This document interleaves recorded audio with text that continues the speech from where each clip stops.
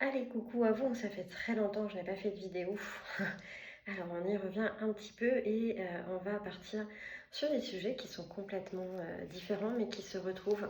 Parce qu'à l'époque, je faisais beaucoup de vidéos sur ma boutique, donc le spirituel, le bien-être. Tout avait un attrait autour de cela.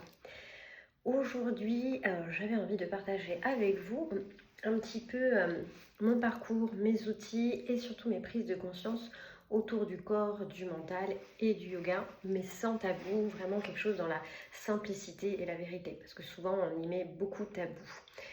Alors, pourquoi je suis venue au yoga? Je vais essayer de faire une vidéo assez courte, faire attention à ne pas me perdre. Pour moi, c'est pas juste une pratique physique, c'est vraiment une rencontre qui s'est faite avec moi-même. Même après beaucoup d'années compliquées, j'ai réussi à trouver cette rencontre et à me remettre dans cet alignement. Alors bien sûr, je suis encore dans un travail.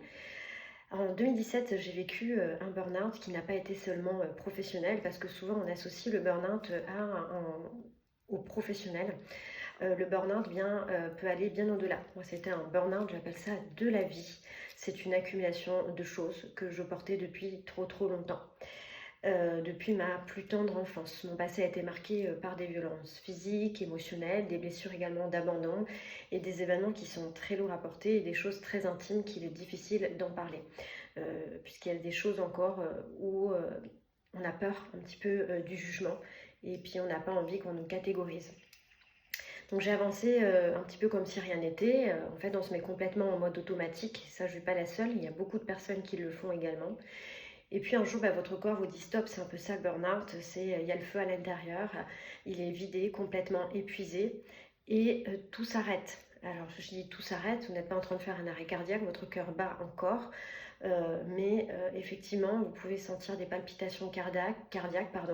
Moi, j'ai perdu beaucoup de poids pendant cette phase, j'avais perdu 12 kilos, je dormais plus. J'étais complètement fatiguée, mon état se résumait qu'à une fatigue chronique et de la tristesse. Ce burn-out a aussi été très révélateur en même temps, même si c'est douloureux, et je le dis, l'ayant traversé, et j'ai déjà écouté beaucoup de témoignages, c'est pas quelque chose qui vous révèle comment dire, on va pas y voir de suite quelque chose de positif, on voit bien évidemment au début tout ce qui est très négatif, mais ça peut être très révélateur, ça va faire sortir beaucoup de choses en vous. Donc c'est douloureux, ça m'a forcé à m'arrêter, je suis restée complètement posée chez moi. Euh, et je me suis mis un petit peu à réfléchir. Alors attention, quand je parle à réfléchir, j'étais dans une transition aussi de me poser beaucoup de questions par rapport à mon domaine professionnel, mais je le dis, ce n'est pas que la cause première, c'est vraiment pour moi la cause seconde, hein, parce que je l'ai fait après en thérapie, je l'ai travaillé. Donc j'étais dans la fonction publique, j'avais une vie qui était plutôt stable sur ce domaine professionnel, mais ma vie n'avait beaucoup plus de sens. Je me sentais plus du tout mise en valeur, ni écoutée, il n'y avait pas du tout de partage ni de communication dans mon travail, et peu à peu j'ai senti un petit peu qu'il fallait que je me reconnecte à quelque chose de plus profond, quelque chose qui me correspond vraiment, quelque chose qui vient de l'intérieur, qui est dans mes tripes. Et c'est à ce moment-là, en fait, quand mon corps a dit stop quelque part, c'est comme s'il me guidait un petit peu sur un autre chemin. Quelquefois, on est sur le mauvais chemin et il y a des événements de la vie qui vous y remettent. Là, c'était le cas.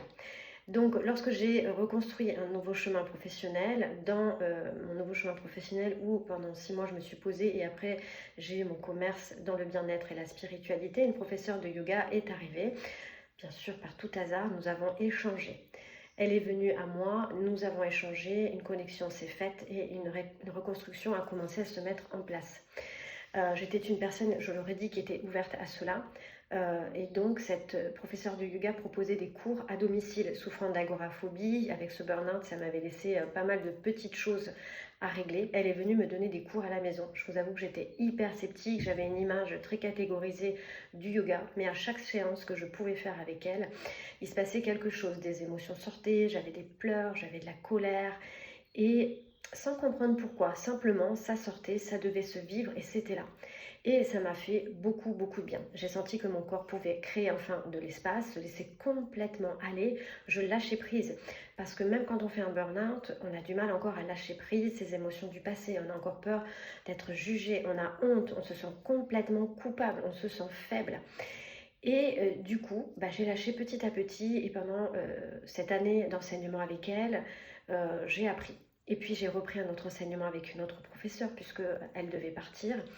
Et petit à petit, vraiment, j'ai senti que ça s'apaisait en moi. Et je tiens à préciser quand même que c'est un travail qui se fait sur de longues années et que je suis encore dans ce travail, même en étant enseignante. C'est pas parce que j'enseigne que je suis totalement guérie, il y a encore du travail à faire. Donc le yoga, eh bien, ça m'a permis de retrouver surtout un lien avec mon corps, de l'aimer à nouveau et de le respecter. J'étais complètement en rejet total de ce corps. Je souffrais de spasmophilie avec le syndrome des mains d'accoucheur. J'avais perdu beaucoup de poids. Mon corps ne reflétait pas du tout qui j'étais. On se laisse complètement aller aussi.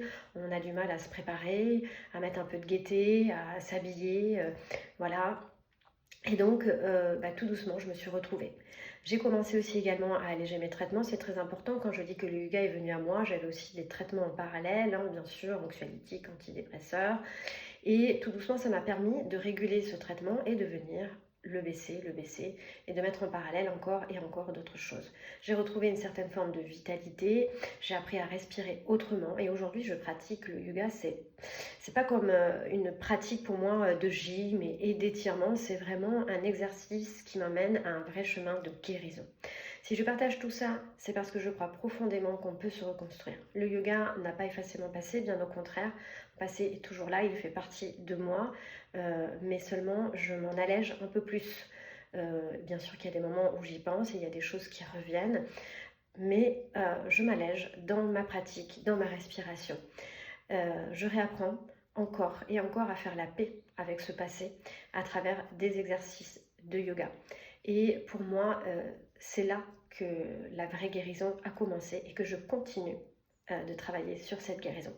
Voilà, j'avais envie de faire une courte vidéo et de vous partager un petit peu une partie de mon chemin de vie et ce que le yoga a pu m'apporter.